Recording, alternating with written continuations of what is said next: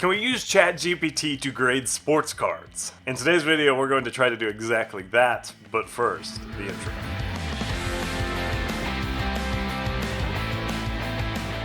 A new update of ChatGPT just came out, 4.0, and now it can look at and analyze pictures, then offer feedback, thus bringing it one step closer to overthrowing and enslaving humanity. To celebrate, we're going to play a game. I found 10 different pictures of sports cards that have already been graded, cropped them down so you can't see the grade. We're going to feed it to ChatGPT and see how it grades the cards. Let's get to it. So here we are on the homepage. I'm going to say, hi, can you help me estimate the grade PSA of a sports card? Sure, I can help you estimate the grade of a sports card. Please provide me with detailed description or an image of the card, including any visible defects or noticeable features. If you have multiple cards, please specify each one. Alright, let's give it 10 cards and see how it does. So the first card is going to be a Zion Williams Prism Silver. I think it looks a little left-right off. Let's see. So first it breaks down for us what PSA grades for, and then it translates these details into how your card's going to fare. And it says, based on the visual inspection, it seems like the card's in excellent condition, potentially earning a PSA 9 or even a PSA 10. I'm happy to report it was a PSA 9! 1 for 1. Alright, next up, I'm giving it a Prism Ice Wembanyama Rookie. It says it's well centered, looks like it has sharp corners, it's clean, it's smooth.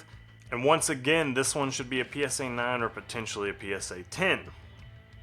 Of course, I like that it notes it's always best to have it professionally graded for an accurate assessment. Once again, it's correct. It was a PSA 10. I just cropped it down. Alright, so it's 2 for 2. That said, it does give 2 answers, 9 and a 10, so it's cheating a little bit. But the first 2 have been pretty easy modern cards that are in good condition. Let's have some fun. Here's next up, Gene Bearded. Might have said his name wrong. For Gene, it says centering slightly off-center, super off-center. At corners show some wear. Edges have minor wear, and surface has minor discoloration and potential print defects, typical of a card from this era. Then after giving us the hypotheticals, it says this card should be no higher than a PSA 7. Plot twist, this one was a PSA 8, but off-center. But since I cheated a little bit, I'm going to ask it, could it be a PSA 8 OC? Let's see what it says. It does say, given the centering issue observed, it's possible your Gene Bearden card could receive a PSA 8 OC. The OC stands for off-center and it's used when a card is otherwise in excellent condition but has noticeable centering issues. That would be correct.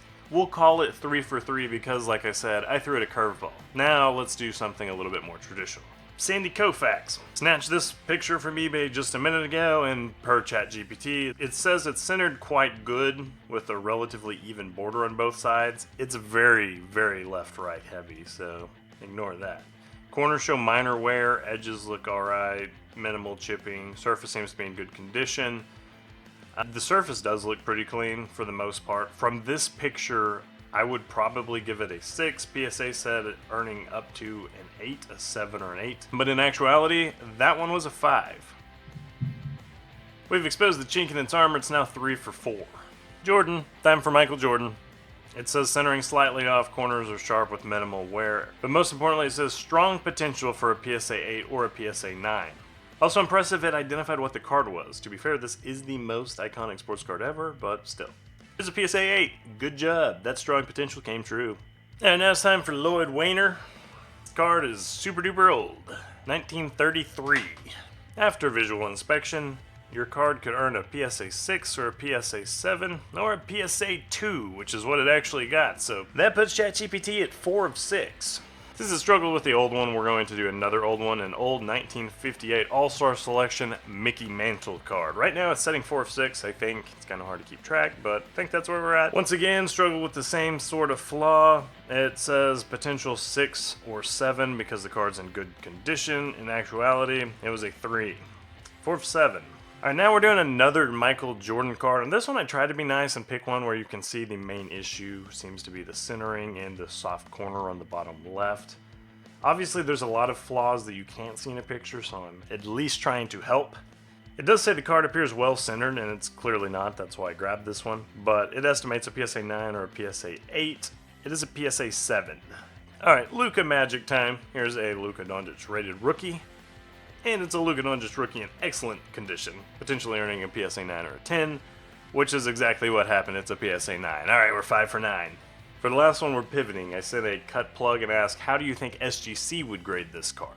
This one, it also identified the card. Super impressive. So it says SGC would most likely grade this card as authentic rather than assigning it a numerical grade. If graded numerically, it would fall into 1 or 2, poor or good range for its condition. Actually nailed that. It is an SGCA just for authentic. It's in too bad of shape to actually get a grade.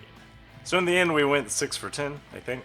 Not a bad showing for ChatGPT, but please do not be submitting it pictures of raw cards trying to get a grade. This was just for fun. We do have some more practical applications of AI for sports card collectors coming up though, so be sure to click the subscribe button so you don't miss those videos. Thanks for watching, hope it was fun. See you next time!